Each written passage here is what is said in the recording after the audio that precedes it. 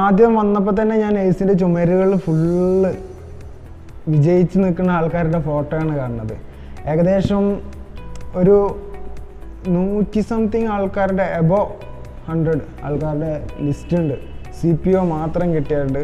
പിന്നെ ഫയർഫോഴ്സ്, പിന്നെ excise, uniform ഫോഴ്സിനോട് താല്പര്യം ആയതുകൊണ്ട് തന്നെ ഞാൻ അത് മാത്രമാണ് ആദ്യം നോക്കിയത്. പിന്നെ HSA മറിച്ച് കുറേ ലിസ്റ്റുകൾ ചുമര് ഫുള്ള് നിറഞ്ഞ രീതിയിൽ തന്നെയായിരുന്നു എയ്സിൻ്റെ വിജയത്തിൻ്റെ സ്റ്റിക്കറുകൾ. അത് കണ്ടപ്പോൾ ഒന്നും കൂടി പ്രചോദനമായി. അപ്പോൾ അങ്ങനെ ചൂസ് ചെയ്തു. കുട്ടിക്കാലം മുതലുള്ള ആഗ്രഹമായിരുന്നു പോലീസ് ആവുക എന്നുള്ളത്. അപ്പോൾ SI ആവാൻ ഡിഗ്രി വേണം എന്നുള്ള ഒറ്റ കാരണം കൊണ്ട് ഡിഗ്രി എടുത്തു. പിന്നെ ഡിഗ്രി കഴിഞ്ഞിട്ട് നേരെ നെറ്റ് വഴി നോക്കി ഏറ്റവും നല്ല ബെസ്റ്റ് കോച്ചിങ് സെൻറ്റർ ഏതാണ് SIക്ക് എന്ന്. അപ്പോൾ ഒരു എറണാകുളത്തുള്ളൊരു PSC കോച്ചിങ് സെൻ്ററാണ് ആദ്യം കണ്ടത്. അപ്പോൾ അവിടെയാണ് PSC പ്രൊവൈഡ് ചെയ്യുന്ന കോച്ചിങ് പ്രൊവൈഡ് ചെയ്യുന്നുള്ള രീതിയിൽ ഒരു 6 മാസത്തോളം എറണാകുളം പോയിട്ട് കോച്ചിങ് അറ്റൻഡ് ചെയ്തു. അത് കഴിഞ്ഞിട്ട് വെറുതെ ഒരു സുഹൃത്തിൻ്റെ കൂടെ തിരുവക്ക് വന്നപ്പോൾ എയ്സിൻ്റെ പരസ്യം കണ്ടിട്ട് ജസ്റ്റ് ഒന്ന് ഓഫീസിൽ കയറിയതാണ്. അപ്പോൾ ആണ് എയ്സ് PSC സെൻറ്ററിൽ എത്രത്തോളം വിജയ ശതമാനം ഉണ്ടെന്നും അതിൽ കഴിഞ്ഞ തവണ പോലീസ് ലിസ്റ്റിൽ വന്നവരെ സ്റ്റിക്കറും കാര്യങ്ങളൊക്കെ കണ്ടേ. അപ്പോൾ അവിടുത്തെ ഓഫീസ് സ്റ്റാഫിനോട് ചോദിച്ചപ്പോൾ പറഞ്ഞു ഇതൊക്കെ കഴിഞ്ഞ ലിസ്റ്റിൽ ഇവിടുന്ന് പോലീസ് ആയവരാണെന്ന് പറഞ്ഞു. അപ്പോൾ എറണാകുളത്ത് ക്ലാസ് കട്ട് ചെയ്തിട്ട് നേരെ തിരൂർ ജോയിൻ ചെയ്തു. തിരൂർ വന്നപ്പോഴാണ് മനസ്സിലായത് വെറുതെ ഒരു 6 മാസം എറണാകുളം പോയി കളഞ്ഞു. കാരണം എറണാകുളത്ത് പോയപ്പോൾ നമുക്ക് എന്താണോ കിട്ടിയുന്നത് അത് നമുക്കറിയാം. അതിൻ്റെ 10 മടങ്ങ് ക്വാളിറ്റിയുള്ള ക്ലാസ്സാണ് നമുക്കിവിടെ കിട്ടുന്നത്. എയ്സിൻ്റെ പ്രത്യേകതകൾ എനിക്ക് ആദ്യം തോന്നിയത് ജസ്റ്റ് ഒരു ട്രെയിനിങ് സെൻറ്റർ അത്ര തന്നെ ഉണ്ടായിരുന്നുള്ളൂ. പക്ഷേ ഞാനൊരു 3 മാസം ഇവിടെ ക്ലാസ് അറ്റൻഡ് ചെയ്തു. പോലീസിൻ്റെ ഫസ്റ്റ് എക്സാം വന്നു 2018. ആ എക്സാം അറ്റൻഡ് ചെയ്തപ്പോൾ ഞാൻ സപ്ലിമെൻ്ററി ലിസ്റ്റിൽ പെട്ടു. അപ്പോൾ എന്നോട് ആരൊക്കെയോ പറഞ്ഞു, നമുക്ക് ലിസ്റ്റിനെ പറ്റി വലിയ ഐഡിയ ഇല്ലാത്തതുകൊണ്ട് തന്നെ പറഞ്ഞു സപ്ലിമെൻ്ററി ലിസ്റ്റ് ആണെങ്കിലും പോലീസ് ആയതുകൊണ്ട് ജോലി കിട്ടും, ഇനി വേറെ എന്തെങ്കിലും പണിക്ക് പോയിക്കോ എന്നൊക്കെ പറഞ്ഞു അയൽവാസികളും വീട്ടുകാരൊക്കെ. അങ്ങനെ ഗൾഫിലോട്ട് പോയി.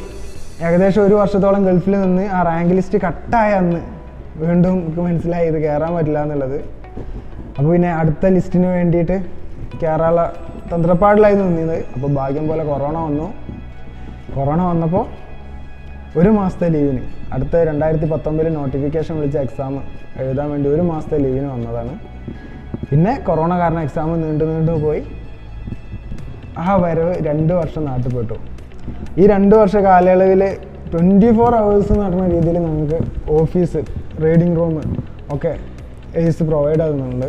അതിന് കൊറോണ ടൈമിലായതുകൊണ്ട് റെസ്ട്രിക്ഷൻ ഉണ്ടായിരുന്നു. അപ്പോൾ ആ റെസ്ട്രിക്ഷൻ്റെ ഉള്ളിൽ വെച്ചിട്ടുണ്ടെങ്കിൽ ഞങ്ങൾക്ക് പരമാവധി സർവീസ് പ്രൊവൈഡ് ചെയ്തിട്ടുണ്ട്. പിന്നെ ലിമിറ്റേഷൻസ് ഒക്കെ പോയി നമുക്ക് ഓഫീസൊക്കെ തുറക്കാനുള്ള ഇത് കിട്ടിയപ്പോൾ ഫുൾ ടൈം ഏകദേശം 24 hours എന്ന് പറയുന്നത് പോലെ ഞങ്ങൾ എയ്സിൻ്റെ റീഡിംഗ് റൂമിൽ തന്നെയായിരുന്നു.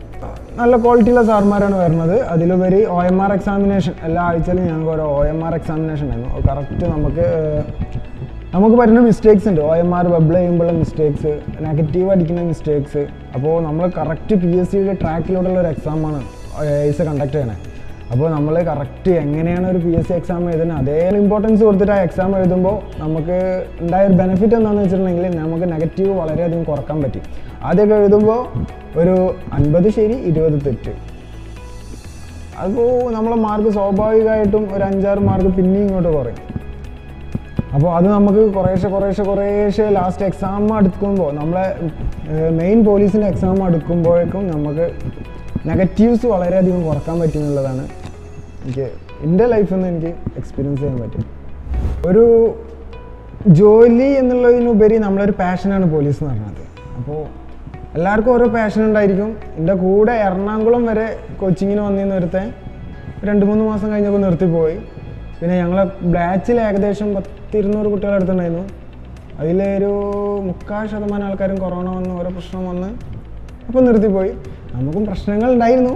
അതിൽ നമ്മളെ വിടാതെ ലക്ഷ്യത്തിന് പിന്നാലെ പിന്തുടരുന്നു എന്നുള്ള ഒറ്റ കാര്യം മാത്രമേ ഞാൻ അതിൽ ചെയ്തിട്ടുള്ളൂ. പിന്നെ ഓട്ടോമാറ്റിക്കായിട്ട് നമ്മൾ അപ്ഡേറ്റ് ആയി. ഒരു ദിവസം ഒരു 1.5-2 മണിക്കൂർ പഠിച്ചിരുന്ന നമ്മളെ കൂടെയുള്ള ഒരു 10-11-12 മണിക്കൂർ പഠിക്കുമ്പോൾ നമ്മൾ ആ ലെവലിലേക്ക് അപ്ഡേറ്റ് ആയി എന്നുള്ളൂ. അതിന് ഞാൻ പ്രത്യേകിച്ച് എഫേർട്ട് എടുത്തതെന്നൊന്നും എനിക്ക് തോന്നിയിട്ടില്ല. എൻ്റെ പാഷൻ്റെ പിന്നാലെ പോയി അത്ര മാത്രമേ ചെയ്തിട്ടുള്ളൂ. നമ്മൾ വീട്ടിലിരുന്ന് പഠിക്കുമ്പോൾ നമുക്ക് ലിമിറ്റേഷൻസ് ഉണ്ട്. നമ്മളെ ഫ്രണ്ട്സ് വരും, വിളിക്കും, പോകേണ്ടി വരും, നമുക്ക് സാധനങ്ങൾ കൊണ്ടുവരാൻ പോകേണ്ടി വരും. അങ്ങനെ നമ്മളെ പഠിത്തം ബ്രേക്കായി വരും. അപ്പോൾ നമുക്ക് പഠിക്കാൻ ഇരിക്കാൻ നല്ലൊരു സ്ഥലമാണ് നമുക്ക് ഇതിൽ ബേസായിട്ട് വേണ്ടത്. അപ്പോൾ ഒരേ ഇൻട്രസ്റ്റ് ഉള്ള പഠിക്കാൻ താല്പര്യമുള്ള കുറച്ച് ആൾക്കാർക്ക് ഇരിക്കാൻ പറ്റിയൊരു സ്ഥലം, അതാണ് നമുക്ക് എയ്സിൻ്റെ റീഡിംഗ് റൂം പ്രൊവൈഡ് ചെയ്തിരുന്നത്. കാരണം അവിടെ വരുന്ന എല്ലാവരും സൈലൻ്റ് ആയിട്ട് ഇരുന്നിട്ട് പഠിക്കുക മാത്രമാണ് ചെയ്തിരുന്നത്. അതുകൊണ്ട് തന്നെ നമുക്ക് ഒപ്പമുള്ള എല്ലാവരും പഠിക്കുമ്പോൾ നമ്മൾ ഓട്ടോമാറ്റിക്കായിട്ട് പഠിക്കും. പിന്നെ പോരാത്തതിന് സാധാരണ ഒരു കോച്ചിങ് സെൻ്ററൊക്കെ ആണെങ്കിൽ മേ ബി ഒരു 5 മണി വരെയൊക്കെ നമുക്ക് റീഡിംഗ് റൂം അവൈലബിൾ ആവുള്ളൂ. ഞങ്ങൾക്ക് 24 hours റീഡിംഗ് റൂം അവൈലബിൾ ആയിരുന്നു. അതുതന്നെയാണ് ഇത്ര നല്ലൊരു റാങ്കിലേക്ക് എത്തിച്ചേരാൻ ഞങ്ങളെ സഹായിച്ചത്. ഞാൻ മാത്രമല്ല, എൻ്റെ കൂടെ ആ ടൈമിലുണ്ടായിരുന്ന ഒട്ടുമിക്ക ആൾക്കാരും ഇന്ന് അപ്പോയിൻമെൻറ്റ് ഓർഡർ അഡ്വൈസ് വന്നിരിക്കും.